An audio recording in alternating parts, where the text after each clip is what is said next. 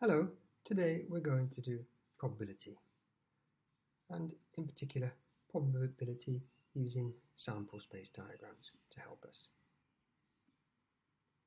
As you can see in the syllabus, we're going to use sample space diagrams to help us calculate the probabilities.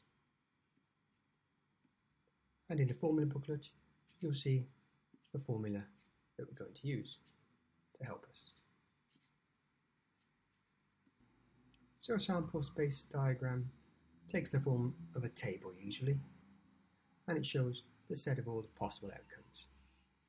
Sample space diagram is also called a possibility space diagram. In the example where two coins are tossed, you can see the sample space shown below. For coin 1, we've got heads and tails, and for coin 2, we've got heads and tails. So altogether, there are 4 possible outcomes. Okay, 2 times 2 is equal to 4. As you can see, the 4 outcomes at the bottom. So the sample space is equal to 4. In this example, we're asked to show the sample space when a coin is tossed or flipped 3 times. You should find that there are 8 different outcomes, as shown in the table to the right. So the sample space is 8. Looking at the different outcomes, we can see that there are 3 outcomes where a head occurred twice, as shown in red in the table. So using our probability formula, the probability of getting a head twice is 3 out of 8, since all those events are equally likely. In this example, 2 4-sided dice or tetrahedral dice are rolled, and we have to find the probability that the sum of the numbers on the dice is larger than 6. So again, if we start by making a sample space diagram and writing the sums of the numbers on the dice in the boxes, as shown in the table. So you can see that there are 16 outcomes. 4 times 4 is equal to 16. So the sample space is 16. The outcomes shown in red, 2 7s and the 8, obviously have a sum greater than 6. So the probability of the sum being larger than 6 is 3/16. In this example, a coin is tossed and a die is rolled simultaneously, and we're asked 3 probabilities shown. So again, we begin by drawing a sample space diagram. The coin has 2 outcomes, heads and tails.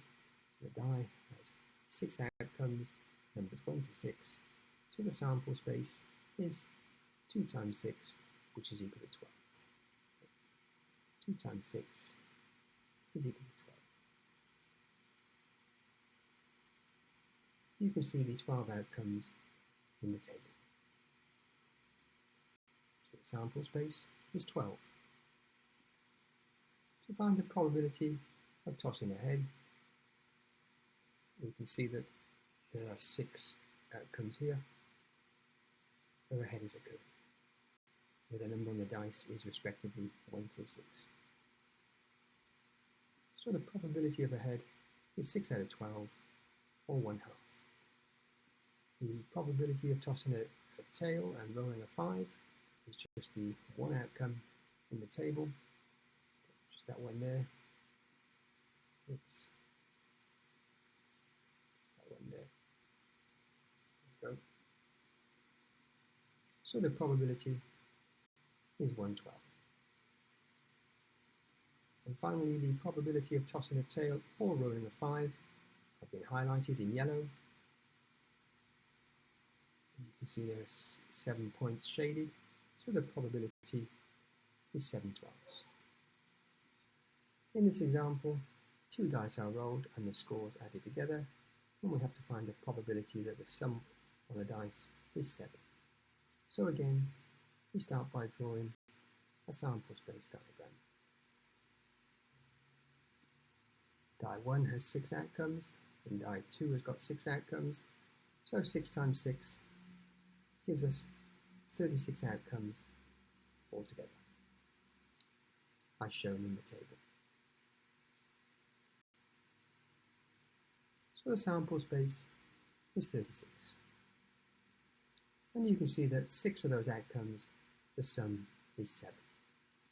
So the probability that the sum on the dice is 7 is 6/36, or 1/6.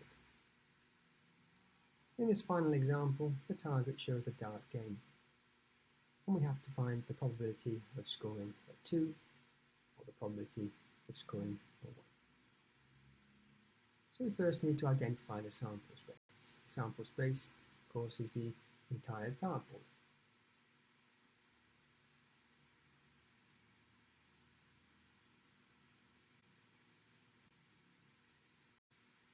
So we need to work out the area of the board.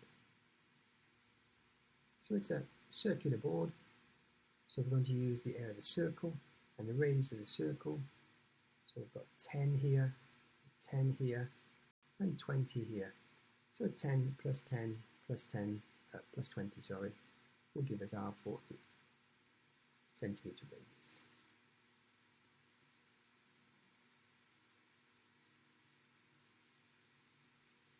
So the area of the board is pi times 40 squared, or 1,600 pi centimetres squared, and that's our sample space.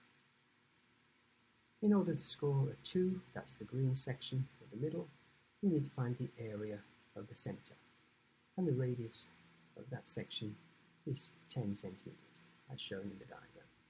So the area is pi times 10 squared, and that's equal to 100 pi centimetres squared.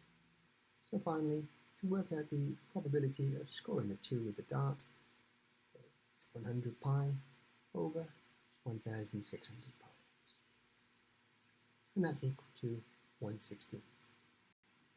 Finally, to work out the probability of scoring a 1, that's the white ring, we need to first calculate the area of the white circle and then subtract the area of the green circle.